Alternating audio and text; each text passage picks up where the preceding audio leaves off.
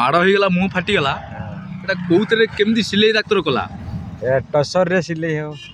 ଟସରରେ ସିଲେଇ ହେଲା। हाँ ଟସରରେ ସିଲେଇ ହେଲେ ରହିବ हाँ रहे ରହିବ हाँ ଏଟା ମେଲ୍ଟ ହବନି। ना ଏ ଯୋଉ ଇଲେକ୍ଟ୍ରିକ କାମ କେତେ ବର୍ଷ ହେଲା କଲଣି?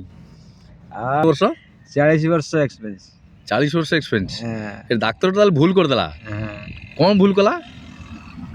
भूल कैसे तो ଟସରରେ ସିଲେଇ କରିଦେଲା ତୋବଣି।